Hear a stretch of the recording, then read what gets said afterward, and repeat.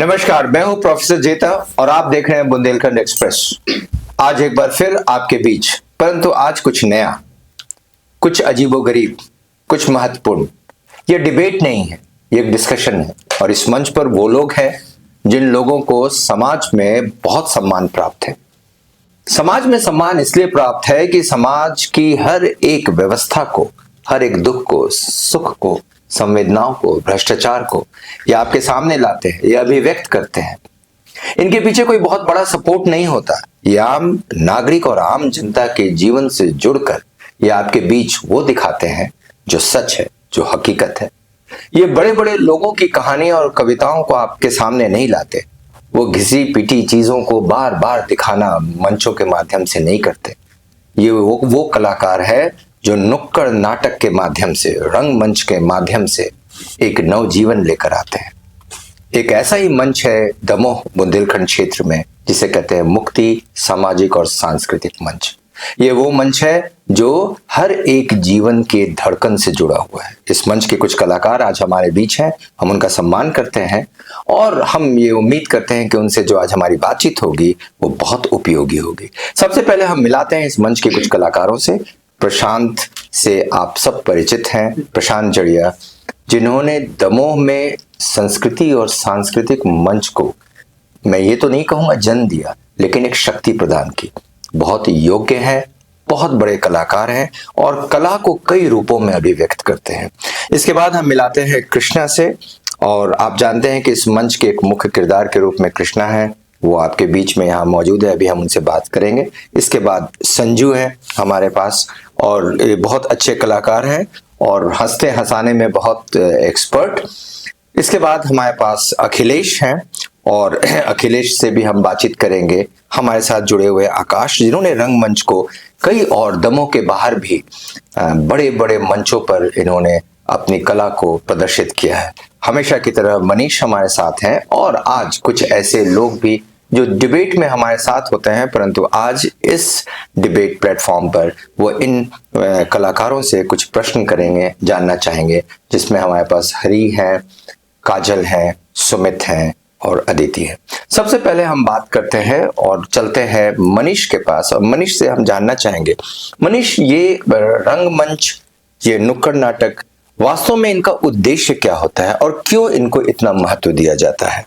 Sir, जहां तक रंगमंच के बारे में मैंने जो सुना है, पढ़ा है रंगमंच करने के दौरान, तो सर रंगमंच की शुरुआत भरत मुनि के नाट्य शास्त्र से मानी जाती है। उस समय भी जो सामाजिक परिवेश हुआ करता था, उस समय भी जो आम लोग की जो दिनचर्या हुआ करती थी, आम से लेकर खास लोगों की जो दिनचर्या होती थी, उसको सर आम लोगों तक पहुंचाने के लिए, ताकि वो सीख सके और अपने व्यक्तिगत जीवन में उसको अपना सके। कुल मिला के एक मीडियम जो रहता था, जिसको हम लोग माध्यम कहते हैं, इसको आज मीडिया भी हम लोग कह सकते हैं। तो उस समय वो मीडिया का काम करती थी, रंगमंच होती थी। कहीं ना कहीं एक जो नाट्य शास्त्र में जो 108 मुद्राएं दी गई हैं और ये सब जो कुछ भी उसका ओरिजिन बताया गया है ब्रह्मा जी से, तो कहीं ना कहीं उसका मकसद यही हुआ करता था कि आम लोगों तक खास लोगों की बातें पहुंचाना और खास लोगों का जो भी समस्या है उसको रिफ्लेक्शन, जो आम लोगों की समस्या है उसको खास लोगों तक पहुंचाना। तो एक माध्यम के रूप में रंगमंच हमेशा काम करता आया है। लेकिन अब रंगमंच का जो बदला हुआ हम लोग रूप देखते हैं, वो कहीं ना कहीं वो एक तामझाम के साथ, पूरे सिस्टम के साथ एक मनोरंजन का साधन बन चुका है। लेकिन जो उसका जो मूल उद्देश्य वो यही है कि जो समाज और खास व्यक्तियों के बीच एक सेतु का काम करता है। रंगमंच आज के परिदृश्य में मनोरंजन का साधन बन गया। सही बात है, मनोरंजन तो होना ही चाहिए, परंतु साथ साथ पे उसकी अभिव्यक्ति भी ऐसी होनी चाहिए कि आम जनता की बातों को उन तक पहुंचाना जहां तक पहुंचाना जरूरी है, उनके जीवन में परिवर्तन लाना, उनके जीवन के सुख दुख को समझना। और इसी को समझने के लिए मंच के ये कलाकार आज हमारे बीच हैं। हम सबसे पहले बात करते हैं प्रशांत जड़िया से, जो एक स्तंभ माने जाते हैं रंगमंच से जुड़ी हुई। प्रशांत, आप पूरे के पूरे रंगमंच को दमोह के परिदृश्य में कैसे देखना चाहते हैं? सर, दमोह का रंगमंच काफी पुराना है, नया नहीं है। और जिस परिस्थितियों में इसको शुरुआत की गई, सर काफी कठिन परिस्थिति थी। और रंगमंच का जो विशेष काम है समाज के दिशा निर्देशों को या समाज की कुरीतियों को आम पब्लिक तक पहुंचाना और उसको दूर करना, ये हमारा मुख्य उद्देश्य शुरू से रहा। मनोरंजन के साथ साथ आप सामाजिक स्तर पे क्या काम करते, ये भी मूल उद्देश्य के साथ हम लोगों ने रंगमंच की शुरुआत की थी। और कलाकार फक्कड़ होता है, ये सभी जानते हैं। जो बेसिक वो अपने उसमें ही मस्त रहते हैं, और समाज के साथ साथ समाज की चीजों को लेके वो उनको परिवर्तन के साथ उन्हीं तक पहुंचाना, ये एक मुख्य उद्देश्य था हम लोगों का काम करने का स्टार्टिंग में। तो ये अपने आप में एक बहुत नई चीज है, क्योंकि रंगमंच के बाहर जब हम एक नुक्कड़ नाटक की दुनिया में स्ट्रीट प्लेस के रूप में देखते हैं, तो हमने देखा कि इस मंच ने बहुत सारे ऐसे स्ट्रीट प्लेस किए जिसमें कि उन चीजों को अभिव्यक्त किया जो नॉर्मली बड़े बड़े रंगमंच नहीं करते हैं। जैसे तालाब से उठी हुई समस्याएं, जैसे भ्रष्टाचार से उठी हुई समस्याएं, जैसे शिक्षा के क्षेत्र में सुधार वगैरह वगैरह, इस रंगमंच ने, मुक्ति मंच ने कार्य किया है। सो इसको जानने की कोशिश करेंगे हम। चलते हैं सीधे और कृष्णा के पास, और कृष्णा से जानने की कोशिश। कृष्णा, कैसे आपने इस पूरी चीज को एक स्वप्न के रूप में देखा और फिर उसको यथार्थ में परिणत किया? सर, जो हमारी टीम है, एक अच्छी बात भी है कि जो हमारी पूरी टीम है, हम लोग कॉलेज यूथ फेस्टिवल से इकट्ठे हुए थे।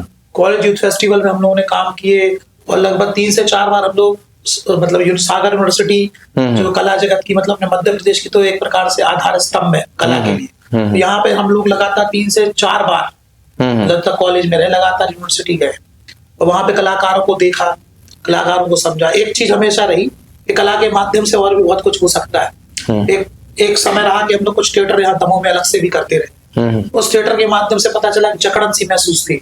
क्योंकि अगर आप कोई ऐसी जगह पर करते हैं तो आप बंधे हुए होते हैं। आप चाहते हैं कि आप विभिन्न जो मुद्दे हैं समाज की, आप उन पर भी अपनी आप बात रखना चाहते हो, लेकिन केवल एक ही धारा में चलना, एक ही धारा में चलना एक रंगमंच और कलाकार के लिए गलत है। रंगमंच का जन्म ही कहना चाहिए, जो जन्म ही इसीलिए हुआ है कि समाज की कुर्तियों या फिर सरकार या जो भी गलत हो रहा है उसके खिलाफ बोलने, और साथ में वैरायटीज भी लाना, नई नई तरह से कला को प्रदर्शित करना, नए नए किरदारों के रूप में अपने को अभिव्यक्त करना। यानी मनीष, ये आपसे मैं जानना चाहूंगा, कई बार हम देखते हैं कि कोई एक कलाकार एक प्रकार के एक्टिंग करते करते वो एक ही तरह की चीज करता है, उसमें वो परिवर्तन नहीं लाता है, उसमें उसके पास मेटामॉर्फोसिस नहीं है। सर यही सर बड़े कलाकार और छोटे कलाकार में मतलब शोले फिल्म आई है, शोले फिल्म के सर देखना होगा सभी लेजेंड, लेकिन उसके जो मैक्सिमम कलाकार वो अपने किरदार से निकल ही नहीं पाया आज तक, लेकिन जो निकल गया वो अमिताभ बच्चन बन गए। तो ये एक बहुत बड़ी सर समस्या होती है कलाकार के साथ कि जब आप एक किरदार करते हो तो किरदार तो आप कर लेते हो, निभा लेते हो, लेकिन उस किरदार से निकलना एक बहुत बड़ी समस्या होती है। ये बात जो कर गया वो बड़ा कलाकार, ये बात बहुत बड़ी बात होती है प्रशांत, क्योंकि जब एक किरदार को हम निभाते हैं और वो किरदार हिट हो जाता है, फिर कितनी जल्दी उस किरदार को छोड़कर नए किरदार में हम आना, नए शेप में, नए मेकअप में, नए प्रकार से नई चीज अभिव्यक्त करना। कहाँ हमने कोई बुजुर्ग का रोल किया, जैसे एक छोटा सा एग्जांपल ले, अनुपम खेर अपने फिल्म की शुरुआत करता है जिसमें कि वो एक बाप बनता है और सीनियर सिटीजन बनता है, नेक्स्ट फिल्म ही चेंजेस हिमसेल्फ। तो ये बहुत बड़ी चीज है, कर पाना कितना आसान और कितना कठिन होता है। सर कठिन भी है और आसान भी है। इसको इस तरीके से भी ले सकते हैं, रंगमंच या जो एक्टिंग है वो समाज का आईना होता है। तो जब आप कोई कला, और ये जो छोटे छोटे किरदार, बड़े बड़े किरदार निकलते हैं, वो सब निकलते समाज के आप और हमारे बीच से ही निकलते हैं। जैसे आपका बोलने का स्टाइल या आपकी गिमिक या आपका कुछ ऐसा है, इन्हीं चीजों को लेके जब आप आत्मसात करके किसी का उसके अंदर आप जब जीते तो आप कई बार इतने अंदर चले जाते हैं, उससे निकलना बड़ा मुश्किल होता है। यही सबसे बड़ा चैलेंज एक कलाकार के लिए होता है कि उसको जीना फिर उससे तुरंत बाहर निकलना। ये रंगमंच की एक सबसे बड़ी कला है। संजू, आपसे मैं जानना चाहूंगा, एक हास्य कलाकार के रूप में जाने जाते हैं आप, और अपने किरदार को किस रूप में आप देखते हैं और किस रूप में अपनी बात को अभिव्यक्त करते हैं लोगों के सामने, समाज में?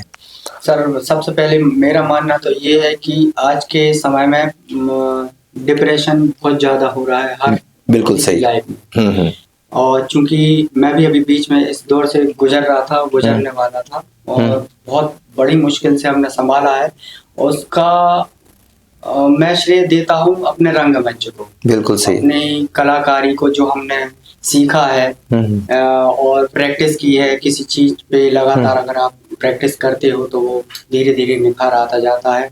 और सबसे बड़ी बात ये है कि सर आज के टाइम में हंसना लोग भूल गए, और जितना आप हंसेंगे या जितना अपने आप को तैयार रखेंगे किसी भी चीज से लड़ने के लिए, अगर सर हम रंगमंच से नहीं जुड़े होते तो शायद बहुत सारी एक्टिविटीज हम अपनी लाइफ में नहीं कर पाते। मतलब मुझे ऐसा लगता है कि हंसाना एक प्रकार की दवा है, क्योंकि लोग स्वतः हंसना भूल गए हैं। हंसना अब बॉडी के अंदर क्रिएट नहीं होता, इसे बाहर से टेबलेट के रूप में लेना पड़ता है। तो वो शख्स जो लोगों को हंसा सके वो बहुत बड़ा मेडिसिन का काम कर रहा है। सर यहाँ पे मैं ये कहना चाहूंगा कि अगर कॉमेडी की बात की जाए तो मैं संजीव से बड़ा कॉमेडियन था वो कोई नहीं मानता, लेकिन कॉमेडियन के अंदर क्या द्वंद चल रहा है सर वो आज हमने यहाँ पे देखा। कॉमेडियन जितना हंसाता है उतना ही अंदर वो दुखी होता है। हमने देखा ये बहुत सारी फिल्मों में भी ये बताया गया है और देखा गया है। सर कहा भी है कि जो पेट से लेके कंठ तक भरा होता है वही मस्खरा होता है। मस्खरा होता है, बिल्कुल सही। चलते हैं हम अपने एक और बहुत महत्वपूर्ण किरदार की तरफ और अखिलेश से जानना चाहेंगे।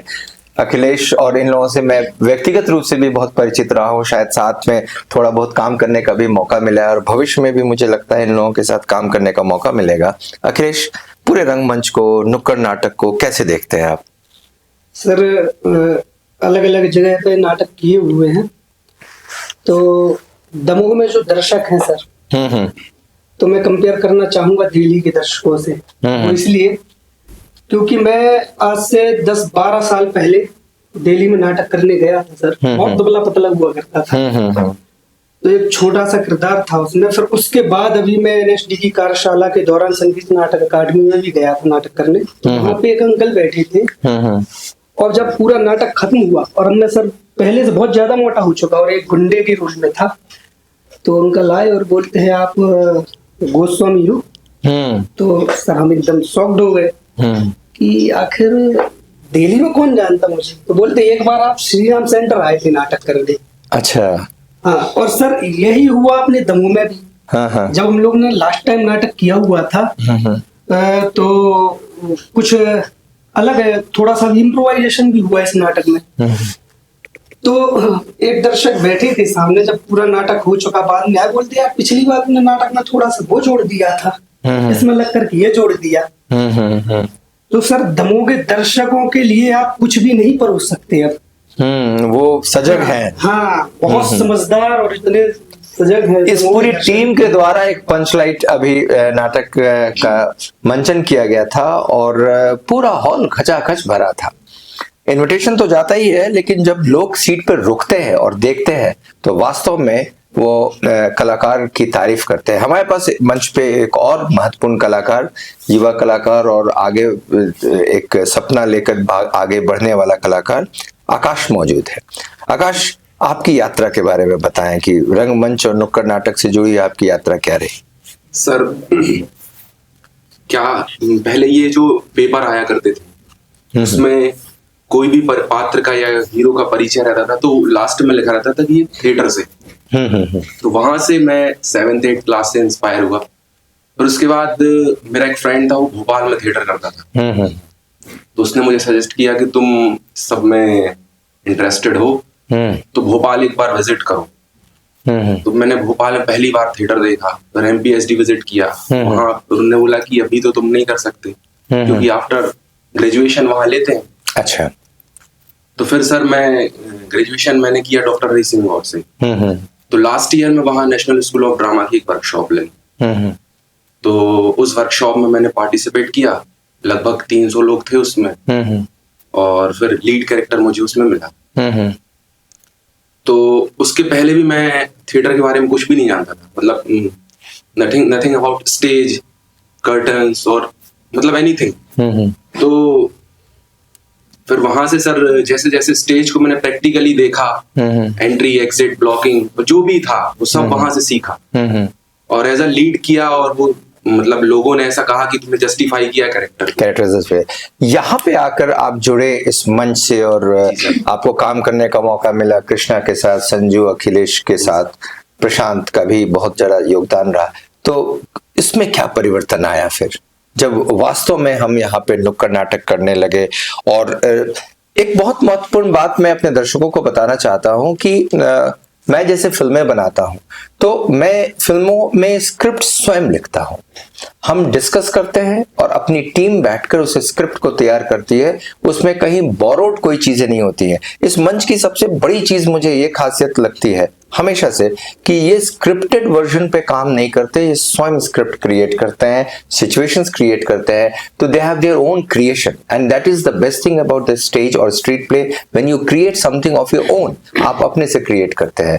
तो ये तमाम चीजें जो कृष्णा आप बताएं, आप जो ये तमाम चीजें क्रिएट करते हैं, किस प्रकार से ये सब क्रिएट कर लेते हैं? सर हम लोगों ने एक नाटक किया था, खेल विभाग का एक कार्यक्रम था। अच्छा। तो हमारे मित्र थे, तो उन्होंने कहा यार ऐसा ऐसा कार्यक्रम है, ऐसा ऐसा कार्यक्रम है और हम लोग को करना है। तो सर ये भी बताओ कि बजट नहीं था, कह रहे थे यार लेकिन कुछ करो यार, अपन प्ले करें, खेल पे। तो सर चूंकि हम लोग जैन स्कूल से पढ़े हुए छात्र भी पढ़ा जैन में, मैंने बहुत मंच वाले बहुत स्कूल छोड़े, बहुत स्कूलों से निकाला, तो जैन स्कूल में थे।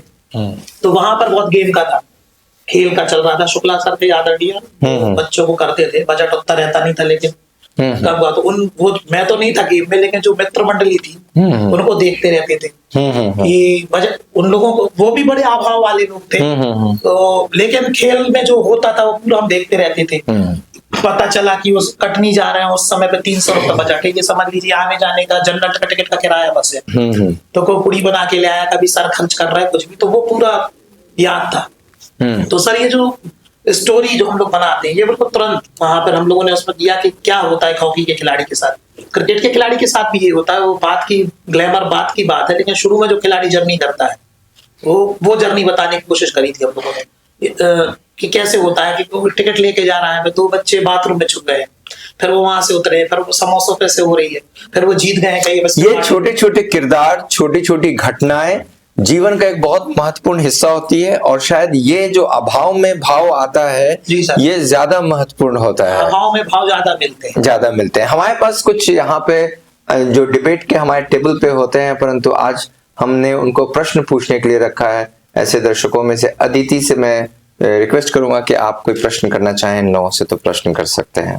सर जैसे कि ये देखते हैं कि जो किरदार निभाते हैं उसका बहुत से सकारात्मक प्रभाव अपनी लाइफ में पड़ते हैं, पर कोई ऐसा प्रभाव है जो नकारात्मक रूप से आपकी रियल लाइफ को मतलब प्रभावित किया हो? जैसे नुक्कड़ नाटक कर रहे हैं तो उसमें आपके पास कुछ ऐसे कैरेक्टर्स जो हैं जो नेगेटिव कैरेक्टर्स हैं, तो क्या ऐसा नहीं है कि नेगेटिव कैरेक्टर्स भी नेगेटिवली प्रभावित कर रहे हैं लोगों को? सकारात्मक प्रभाव तो है, कुछ नकारात्मक प्रभाव भी है क्या? है सर। है? कैसा? क्या हुआ कि सर हम लोग नुक्कड़ नाटक करने जाते हैं जब, तो एक बार क्या हुआ कि अब जन जागरूकता के लिए करते हैं नुक्कड़ नाटक, और बहुत सी बातों को ध्यान में रखते हुए भी करते हैं, क्योंकि एक बार तो माहौल देखना पड़ता है वहाँ का कि कैसे लोग हैं, कैसे दर्शक हैं। तो एक बार क्या हुआ, हम लोग नुक्कड़ नाटक कर रहे थे, नई टीम लेके गए थे रहली, गड़ाकोटा के पास रहली।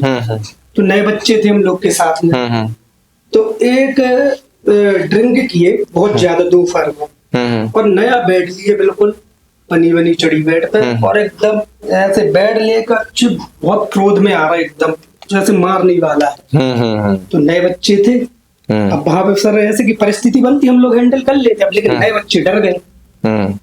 हम इस तरफ खड़े थे, वो नाटक छोड़ के, क्योंकि सर ऑडियंस को खड़ा रखना भी बहुत बड़ा रहता है।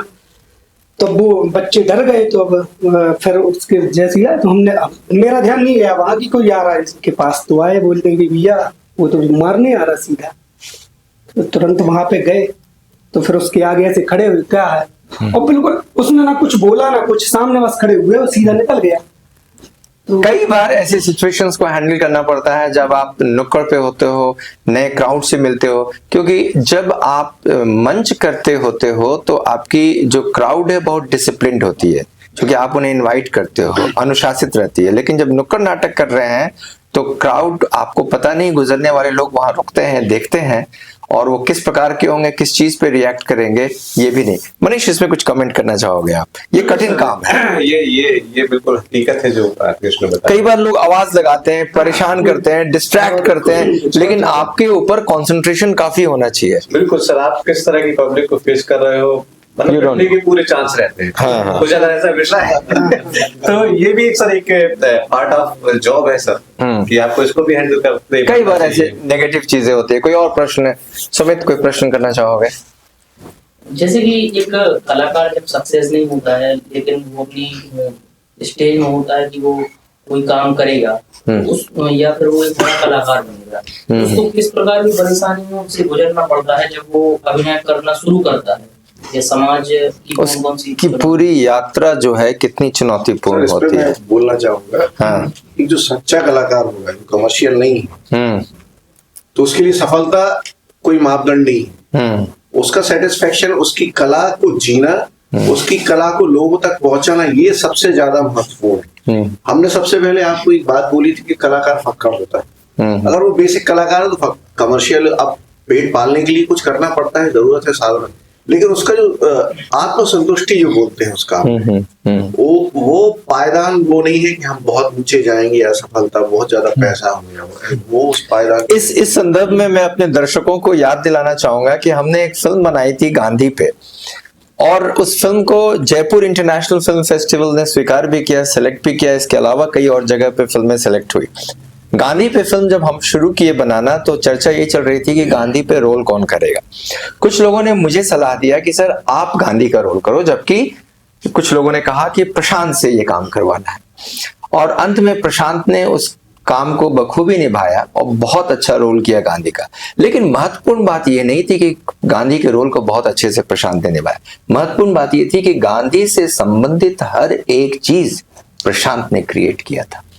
वो पूरा बैकग्राउंड, वो पूरे उनके स्टेज, वो चरखा, वो चश्मा, वो घड़ी, ये सारी चीजें। तो जब हम एक किरदार को निभाते हैं तो उसको देखते हैं, उसको जीते हैं। जब हम उसको जीते हैं तो we live in complete totality and there comes the acting. हम रिक्वेस्ट करते हैं अपने अन्य यहाँ दर्शक के रूप में हरी। जैसे कि अभी सब लोगों ने बोला कि रंगमंच आज मनोरंजन का एक बहुत बड़ा साधन बन गया है, लेकिन सर मेरा क्वेश्चन ये है कि रंगमंच से मनोरंजन के अलावा जैसे हमारे समाज में समाज के मुद्दों को किस प्रकार से आप अपने अभिभाव के अभिनय के थ्रू दिखा सकते हैं। वैसे मैं आपको बताऊं कि मेरे पास कुछ लिस्ट है जिसमें कि इन लोगों ने सामाजिक कुरीतियों के खिलाफ और जो घटना घट रही है उसमें इमीडिएटली रिएक्ट किया है, दिखाया है। किसी बहुत लंबे समय तक के बाद नहीं, कोई घटना घटी, भ्रष्टाचार का कोई मामला है, इस तरह की चीजें। कृष्णा, आप कुछ बताना चाहोगे कि किस प्रकार से आप? सर मेरा मानना तो ये है कि रंगमंच के माध्यम से आजकल सोशल प्लेटफॉर्म इतनी अच्छी जगह है, उसमें भी आप अपना रंगमंच दिखाकर किसी चीज का किसी जो आप कह रहे हैं भाव दिखाना, अभिनय करना, तो आप जो अन्य लोग जो कर रहे हैं, गाना डांस कर रहे हैं, तो आप ये भी कर सकते हैं। अगर आप सोशल मीडिया पे आपको बड़ा प्लेटफॉर्म नहीं मिल रहा है, और हम तो कहते हैं कि बड़ा प्लेटफॉर्म रंगमंच के लिए है ही नहीं, बड़ी बड़ी लाइट ये सब रंगमंच है ही नहीं। रंगमंच वो ये नुक्कड़ नाटक हो, ये सब थिएटर, क्योंकि वहीं से जन्म आया, आजादी से लेकर सब जगह पर पिछले 40 साल में जितने नाटक लिखे गए वो केवल लेकिन ये नुक्कड़ और रंगमंच पे काम करने वाले लोग जब बड़ी स्क्रीन्स पे, बड़े पर्दों पे आते हैं तो असफल नहीं होते, क्योंकि उनकी अभिनय को लोग स्वीकार करते हैं। चाहे वो नसीरुद्दीन शाह हो, चाहे वो ओम पुरी हो, चाहे वो मनोज बाजपेयी हो, ये इन लोगों ने एस्टैब्लिश किया अपने आप को। सर सफल हुए हैं लोग, पर इस फील्ड में बहुत सारे लोग हैं, तो सफल होने वाले लोग मुट्ठी भर हैं। लेकिन एक बात मैं फिर कहूंगा यहाँ पे कि एक बहुत छोटी सी बात है कि हम सफलता पाने के लिए प्रयास कर रहे हैं या प्रयास कर रहे हैं उससे सफलता आ गई। हमको सफल होना, कई बार लोग सफल हो जाते हैं, प्रयास बंद हो जाता है। सर एक चीज और है, रंगमंच भी, अभी प्रशांत भैया ने बोला, रंगमंच भी 2 प्रकार का है। मैं उस पर चर्चा करूंगा। अभी 2 प्रकार के रंगमंच पे और भी बातें चर्चा करूंगा, लेकिन एक और प्रश्न लेते हैं काजल से। काजल, तुम्हारा प्रश्न। सर मुझे लगता है कि जो आजकल की न्यू जनरेशन है, उनके लिए अगर कोई एक्टिंग उनके लिए अंदर आ रहा है तो वो ना थिएटर करके ना किसी से अप्रोच करके वो अपने लिए एक सोशल मीडिया है जो प्लेटफॉर्म, उसको चूज करते हैं कि मैं अपनी कुछ भी मेरे अंदर कोई टैलेंट है वो उस पे शो करूंगा, ना कि उस पे जाके। तो मैं आप लोग का व्यू चाहती हूँ कि आप बताइए कि लोगों को नहीं करना चाहिए और क्या करना चाहिए। इसमें मैं पहले कुछ बोलना चाहूंगा। सोशल मीडिया पे जो लोग अपने टैलेंट को दिखाते हैं उनके पीछे उद्देश्य होता है लाइक्स बटोरना। व्यूज बटोरना, बेसिक पर्पस ये होता है लाइक्स और व्यूज, क्योंकि वो वायरल हो, वो चाहते हैं, वो अपने टैलेंट को हमेशा शोकेस नहीं करते हैं। मुझे आकाश इसका आंसर दोगे? सर थिएटर जो आप बता रहे हो, थिएटर बेसिकली क्या है, वो तो आपका एक्टिंग है ही। थिएटर जो है वो एक्टिंग है, उसमें आपने 15 सेकंड में दिखा दिया, सॉरी जो रील की आप बात कर रहे हो।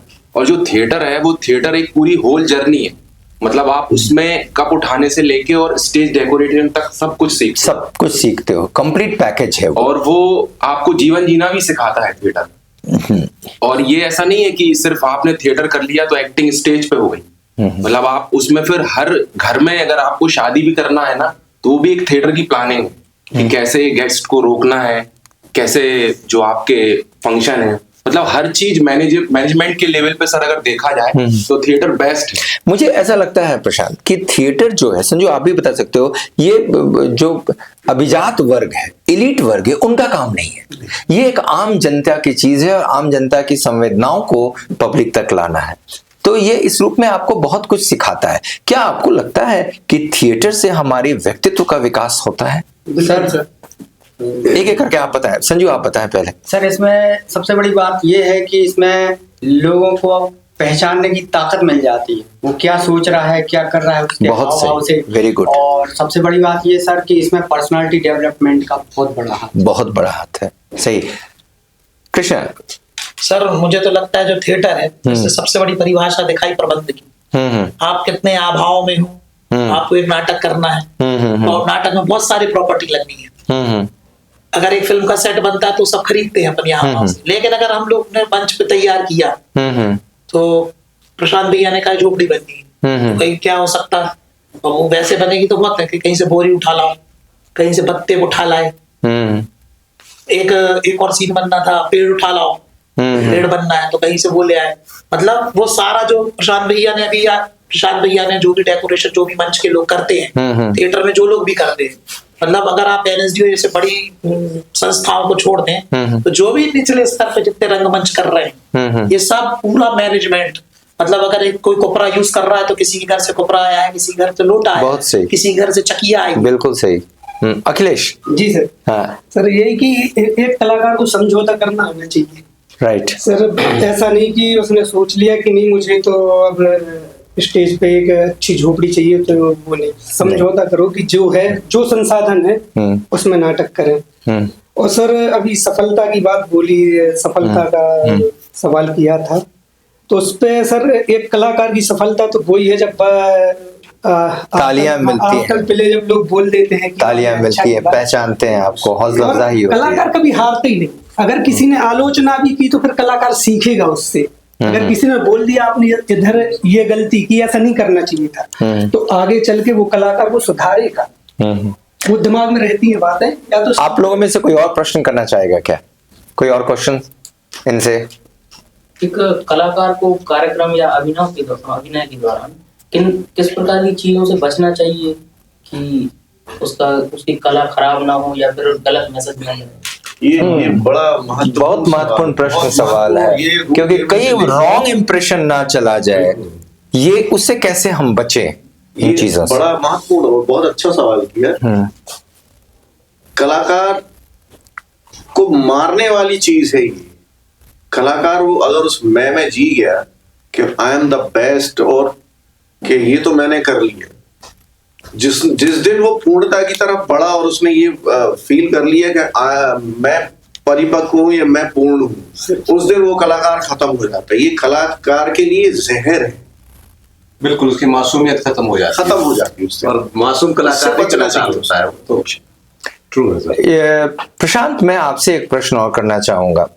दमोह में कला को जब से मैंने देखा, आज इतने वर्ष हो गए, आपका पैरेलल दूसरा तैयार नहीं हो पाया, क्योंकि आपने वास्तव में कला को अभिनय के रूप में और स्टेज आर्ट के रूप में भी डेवलप किया। हर एक चीज, इतनी महंगी दिखने वाली चीजों को सस्ते में तैयार करके, वो रियल लोकेशन, यहाँ तक कि फिल्मों में मैंने आपको उन सब लोकेशंस को बनाने के लिए यूज किया।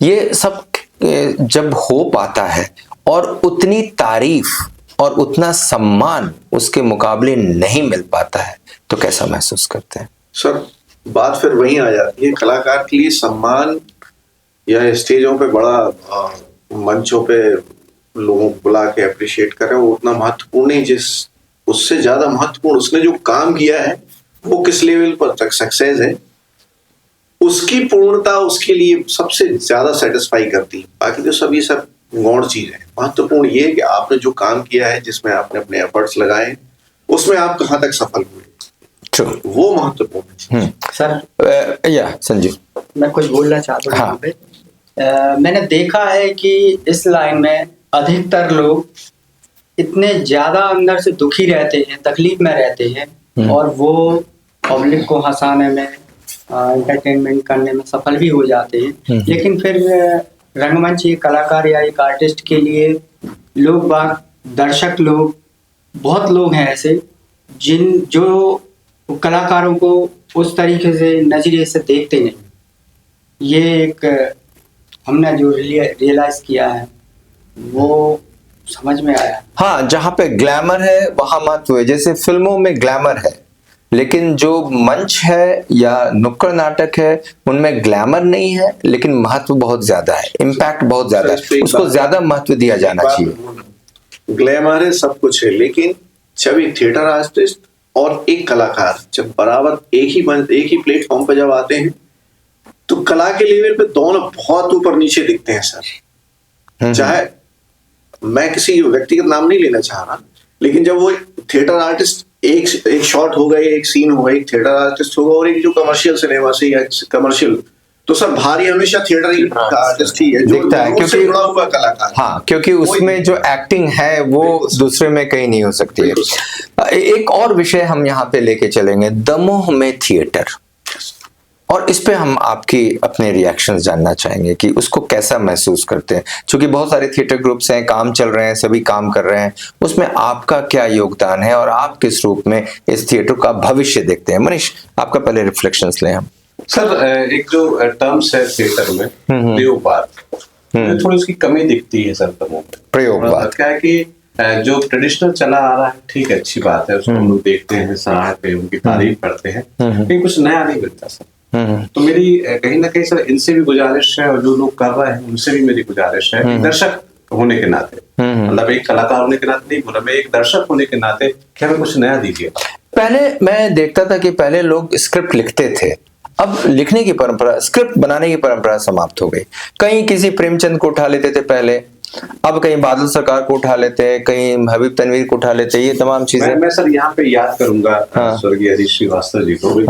बिल्कुल सर, जो आपने अजीत श्रीवास्तव दादा हमेशा स्क्रिप्ट लिखते थे, और बहुत लोग सर एक जो यूथ फेस्टिवल की बात कर रहे थे, यूथ फेस्टिवल के लिए हम लोग को एक ड्रामा करना था, और नया ड्रामा करना था, और हम लोग डेलिबरेटली दादा के पास गए कि दादा हम लोग को एक नाटक दीजिए आप, क्योंकि हम लोग ये जो इंस्पेक्टर माता दी चांद पर, ये एकता गदा, ये सब पढ़ चुके थे, और ये सारे प्लेस तो इतना सुन चुके, इतना देख चुके, और यूनिवर्सिटी से कभी आगे गए नहीं। लगातार आखिरी साल था मेरा LLB फाइनल ईयर का, मैंने कहा दादा कुछ ऐसा करो कि हम लोग ऊपर निकल जाए, तो उनने कुछ नहीं कहा, उन्होंने कहा उठाओ कलम और पेपर लिखो, और वो शुरू हो गया। नाटक का नाम था घोर घोर रानी कितन कितन पानी।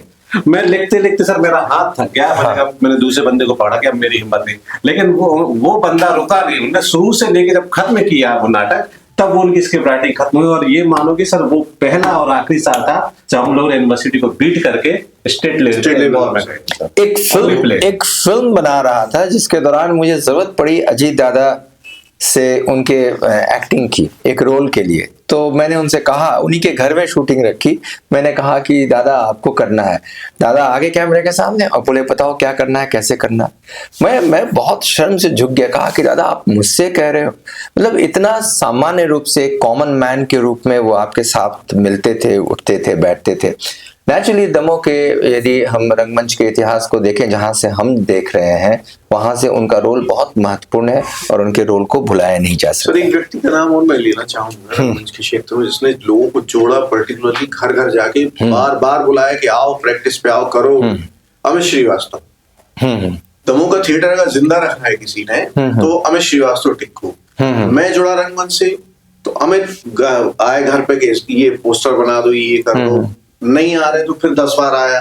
चाहे मनीष जी हो, चाहे कृष्णा हो, जोड़ के रखने के, जो प्रो के रखने, कई बार बहुत बिखराव है चीजों को।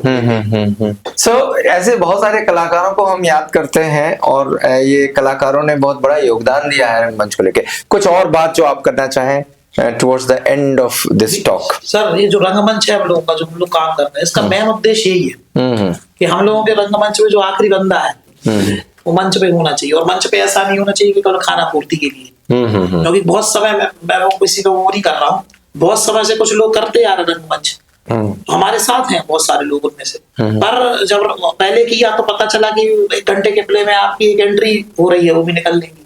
जबकि वो एक डायलॉग आया था मिर्जापुर का कि बड़ा बुरा लगता है कि जब आप योग्य हो और आपकी कोई योग्यता ना समझे जानबूझ के। तो हम लोगों का तो उसमें ये है कि जो आखिरी बंदा है अगर उसमें है तो पूरा खेले उसको मंच पे। और कला का मेन मकसद यही होना चाहिए, ये नहीं होना चाहिए कि चेहरा देख के हम किसी को मंच पर रोल दे या डायलॉग दे, क्योंकि ये बॉलीवुड इसके लिए पड़ा हुआ है। चेहरा देख के हाँ, कैमरे पे जो हम लोग करते हैं, चेहरा देख के एक्चुअली में मतलब नाम देख के या परिवार देख के, जो भी है आज के समय में चल रहा है, तो उसको देख के आप मंच पे किसी को नहीं खड़ा करते। एक अगला प्रश्न और लास्ट प्रश्न मैं करना चाहूंगा आपसे, फंडिंग कैसे करते हैं आप? अपने जो प्लेस करते हैं उसकी फंड कैसे करते हैं? सर, फंडिंग का बहुत ही सीधा साधा सा फंडा है सर। एक बहुत अच्छी टीम है, भगवान की दया से रंगमंच के अच्छे प्रेमी लोग हैं सर, रंग प्रेमी लोग हैं। और प्रेमी लोग हैं तो जैसा यहाँ पर परंपरा से चला आ रहा है कि लंबा चौड़ा यहाँ वहां घूमना, फलाना पॉलिटिकल या ठिकाना, ये सब हम लोगों को नहीं करना पड़ा। हमारे जो फंडिंग में मुश्किल से 10 लोग हैं, 11 लोग, 10 से 11 नहीं है, और वो बहुत अच्छे लोग हैं। आप पहुंचे, मनीष भैया या महेंद्र भैया, प्रशांत भैया, मतलब जो उसी से जुड़े हैं। फर्स्ट प्ले तो सर जो हम लोगों ने किया था, आप थे शायद उसमें, तो उसमें तो सर ये समझ लीजिए कि 2-3 लोग थे, बाकी बीच के लोग अच्छा हुआ। भली 1.5 साल में उसका पैसा चुकाया हम लोगों ने, पर किया इस बार, मतलब भरोसा जताया बड़े भाई लोगों ने, तो इस बार नहीं हुआ, अभी समस्या नहीं हुई।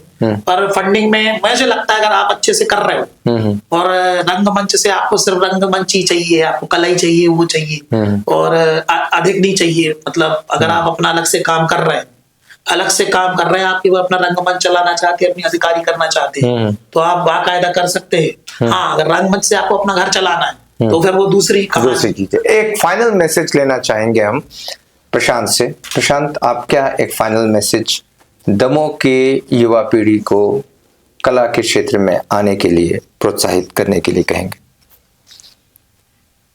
सर, मेरा अनुरोध नए लोगों से भी है और जो पुराने लोगों से भी, कला को दूषित न करें। विशुद्ध रूप से आत्मा का प्रबोधन है कला। आप उसको जीते हैं, आप उसके लिए करते हैं, तो उसको विशुद्ध रूप से शुद्ध ही रखें, उसको दूषित ना करें, उसे दूषित ना करें। चलते हैं फाइनल, एक अखिलेश, आप अपना एक फाइनल स्टेटमेंट दें। जी सर, और जब पहली बार हम लोग ने थिएटर प्ले किया डिग्री कॉलेज में सर, तो बहुत डर था। कुछ सीनियर दादा लोग बोले भी कि बेटा एक्स्ट्रा चेयर मत लगाओ, कि हो सकता है कि आपकी ऑडियंस ना आए और चेयर खाली दिखे तो अच्छा नहीं लगता। मैं आपको एक बात उसके बारे में बताना चाहूंगा जी, और दर्शक को बताना चाहूंगा जी, और कि उस प्ले में जब मैं पहुंचा तो इतनी भीड़ आ चुकी थी कि मुझे अंदर घुसने में लग रहा था खराब कि मुझे जगह कहाँ मिलेगी। जी सर। और फिर सर हम लोग का वो एक कलाकार तो महत्वाकांक्षी होता है सर, कि आज इतनी ऑडियंस आई तो हमें लोग के लिए बड़ी जगह पे करना है, बड़ी सभागार में करना है। दमोह का सबसे बड़ा सभागार अपना मानस भवन। तो सर हम लोग का ये ड्रीम समझ लो, इतने डरते थे, कभी चर्चा होती थी यार डिग्री कॉलेज में तो कर लिया, अब मानस भवन, अरे मानस भवन में नहीं करो। मानस भवन में लोग नहीं आए तो फिर भी सोचा कि एक बार करके देखते हैं। सपोर्ट मिला दादा लोगों का, सबका, और जब मानस भवन में किया तो सभी बहुत अच्छा, बहुत आभार, बहुत धन्यवाद सर। एक लास्ट आपने फंडिंग पे बोला था, तो फंडिंग पे एक चीज और आपको याद ना हो सर, फंडिंग का ऐसा है जैसे हम लोगों ने वो जो फर्स्ट प्ले किया था तो उसमें तो और भी कम बजट था, मतलब बीची का था, बहुत कम बजट था। तो मतलब बता रहे हैं कि कैसे उसमें मिलता है। हम लोग वहां पर बैठे हुए तो तैयार कर रहे थे, इतने में चाय आई, वो भर के चाय लेके आए उन्होंने कहा यार चाय वाय का अपन निकाल रहे हैं, समोसा चाय समोसा चाय उन्होंने कहा सर ने भेजा है। ये सर ऐसी है फंडिंग, जैसे उस दिन रात में अपन बैठे तो ये पॉलिथिन करके पोहा आ गया। कृष्णा, मैं आपको बताऊं, कलाकारों से मैं आरंभ से जुड़ा रहा हूं, और वो कलाकार जो अभाव में भाव को देते हैं और जो बहुत सहज होते हैं, मैं उनसे बहुत जुड़ा रहता हूं। वैसे कलाकारों के लिए मैं हमेशा खड़ा हूं। ये तो बहुत छोटी सी फंडिंग थी। अगर आप भविष्य में चाहोगे और बड़ा कार्यक्रम करना तो हम बिल्कुल आपके साथ होंगे, और जब भी जरूरत होगी आप बिल्कुल आओगे। इस मंच के माध्यम से मैं ये बात बताना चाहता हूं कि हमारा मंच बहुत सोच समझकर आपको कहा कि हम इन लोगों को बुलाना चाहते हैं, आपसे बात करना चाहते हैं। तो आप में कला है और आप में। आकाश, आप कुछ कहना चाहोगे? सर, जैसा आपने बोला कि थिएटर क्या है, भविष्य क्या है थिएटर का, तो मैं ये कहूंगा कि जो थिएटर है वो सबको करना चाहिए। बिल्कुल। आज गवर्नमेंट ने भी थिएटर में एजुकेशन शुरू कर दिया है, आपको पता है। तो क्योंकि रंगमंच सिर्फ एक्टिंग और शो ऑफ और ग्लैमर नहीं है। रंगमंच मतलब सब कुछ, आपको जीवन में जो भी परिस्थितियां हैं, अप एंड डाउन हैं, वो सबको कितने अच्छे तरीके से हैंडल करना वो थिएटर सिखाता है। बिल्कुल सही। और फाइनल कमेंट लेने के लिए हम चलते हैं मनीष सोनी की ओर। और मनीष, आप क्या फाइनल मैसेज देना चाहेंगे? सर, अभी हम लोगों ने थिएटर पे बहुत लंबी चौड़ी बात की और हर पहलू पे हम लोगों ने उसको लेके चला, सकारात्मक, नकारात्मक और सजेशन भी दिए हैं। मेरा सर सभी थिएटर आर्टिस्ट से कहना ये है, चाहे वो सीनियर हो या जूनियर हो, किसी भी जगह पे रंगमंच के रूप में या फिल्म मेकिंग के रूप में या किसी भी रूप में काम कर रहे हैं, क्रिटिसिज्म उन्हीं का होता है जो काम करते हैं।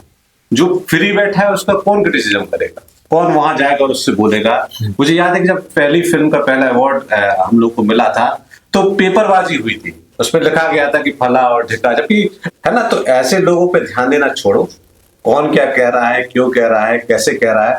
हम जो कला की साधना कर रहे हैं वो हमारा कहना चाहिए हमारी पूजा है, हमारे वर्षिप हमारा भगवान है। उसको अगर भगवान की तरह पूजेंगे तो एक दिन भगवान हमको फल जरूर देगा। खुद देखें अपने आप को कि आप सफल हैं या नहीं, और इसके पहचानने का मापदंड बहुत साधारण सा है। यदि आपको और आपके इर्द गिर्द दुश्मन हैं, विरोधी हैं, आलोचना करने वाले हैं, तो आप समझ लेना कि आप सफल हैं। If you are criticised on the street, it means you are famous. लेकिन सबसे महत्वपूर्ण चीज ये है, जैसे आज हम मुक्ति मंच के कलाकारों से मिलते हैं तो ये हमें महसूस होता है कि किस प्रकार से हम आम जीवन को कला के रूप में सामने ला सकते हैं, किस प्रकार से व्यक्तित्व के विकास के लिए कला जरूरी है। हम किस प्रकार से अपने जेस्चर्स को बोलना सीख सकते हैं, बात करना सीख सकते हैं, उच्चारण सीख सकते हैं, अभिव्यक्ति सीख सकते हैं, गाना सीख सकते हैं, नाचना सीख सकते हैं। यानी अपने जीवन के हर एक हिस्से को हम जी सकते हैं, और इसके लिए कला होना जरूरी है। और कला के बगैर हम इसे कहते हैं it's a true reflection of society. जो art is the reflection of society, समाज का प्रतिबिंब है कला। और इसी समाज के प्रतिबिंब के लिए आज इस मंच के कलाकारों को बुलाकर हम बहुत सम्मानित स्वयं महसूस कर रहे हैं। हमारा मंच सम्मानित महसूस कर रहा है क्योंकि बुंदेलखंड एक्सप्रेस पे आज हम इन कलाकारों को बुलाकर इनको सम्मानित करके मुझे ऐसा लग रहा है कि हम लोगों ने एक बहुत अहम काम किया है। सो धन्यवाद। हमें देखते रहें, हम ऐसे ही लोगों के साथ आपको रूबरू कराते रहेंगे, इनकी बातों को आप तक पहुंचाते रहेंगे। बहुत बहुत धन्यवाद।